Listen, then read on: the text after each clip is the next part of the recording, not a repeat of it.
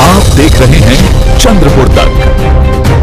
घुघुस की महामाया कोल वॉशरी इन दिनों राजनीतिक और प्रशासनिक विवादों के केंद्र में है। सवाल सिर्फ पर्यावरणीय नियमों के पालन का नहीं, बल्कि उन करीब 700 परिवारों की रोजी रोटी का भी है, जिनका जीवन इस उद्योग पर निर्भर है।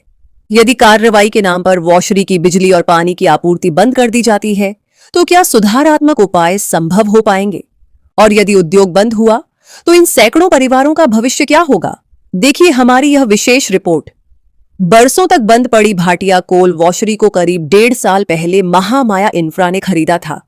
इसके बाद घुघुस, बेलसनी, मुरसा, नायगांव, शेनगांव और माताहर देवी क्षेत्र के सैकड़ों बेरोजगार युवाओं को यहां रोजगार मिला। केवल अधिकारी और कर्मचारी ही नहीं, बल्कि मजदूर, ट्रांसपोर्टर और उनसे जुड़े अनेक परिवार भी इस उद्योग से अपनी आजीविका चला रहे हैं। अनुमान है कि लगभग 700 परिवारों की रोजी रोटी इस वॉशरी से जुड़ी हुई है। राजनीतिक तकरार का केंद्र बनी महामाया, लेकिन अब यही उद्योग राजनीतिक टकराव का विषय बन गया है। हाल ही में विधानसभा में बल्लारपुर के विधायक और भाजपा नेता सुधीर मुनगंटीवार ने महामाया कोल वॉशरी के खिलाफ मामला उठाते हुए सख्त कार्रवाई की मांग की। वहीं भाजपा विधायक किशोर जोरगेवार ने इस कार्रवाई को एकतरफा और पक्षपातपूर्ण बताते हुए सवाल उठाया कि यदि पर्यावरणीय मानकों का उल्लंघन हुआ है, तो केवल एक ही कंपनी को निशाना क्यों बनाया जा रहा है?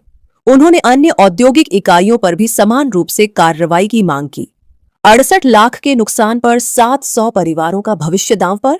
स्थानीय किसानों का आरोप है कि वॉशरी से निकलने वाले दूषित पानी और उड़ने वाली धूल के कारण वर्षों से उनकी खेती प्रभावित हुई है।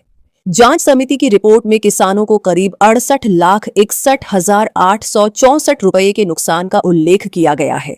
इस संबंध में पुलिस में शिकायत भी दर्ज कराई गई है। लेकिन बड़ा सवाल यह है कि यदि कथित 68 लाख रुपए के नुकसान के एवज में पूरी कंपनी को बंद कर दिया गया, तो उन 700 परिवारों का क्या होगा, जिनकी आजीविका इसी उद्योग पर निर्भर है? बिजली पानी काटने से कैसे होंगे सुधार?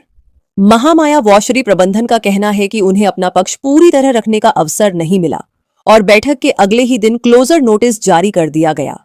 प्रबंधन का तर्क है कि यदि बिजली और पानी की आपूर्ति रोक दी जाती है, तो वाटर स्प्रिंकलर कैसे चलेंगे, धूल नियंत्रण कैसे होगा, सेडिमेंटेशन टैंक का संचालन कैसे संभव होगा?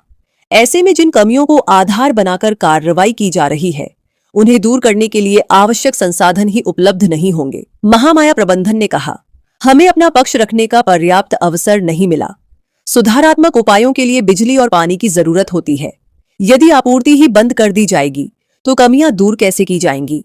सरकार के सामने बड़ा सवाल पर्यावरण संरक्षण जरूरी है, किसानों की चिंताओं का समाधान भी आवश्यक है, लेकिन इसके साथ साथ रोजगार और आजीविका की सुरक्षा भी उतनी ही महत्वपूर्ण है। अब सबसे बड़ा सवाल यही है कि क्या प्रशासन पर्यावरणीय मानकों के पालन और 700 परिवारों की रोजी रोटी के बीच संतुलन स्थापित कर पाएगा, या फिर राजनीतिक खींचतान के बीच सैकड़ों परिवार बेरोजगारी और भुखमरी के संकट का सामना करने को मजबूर होंगे?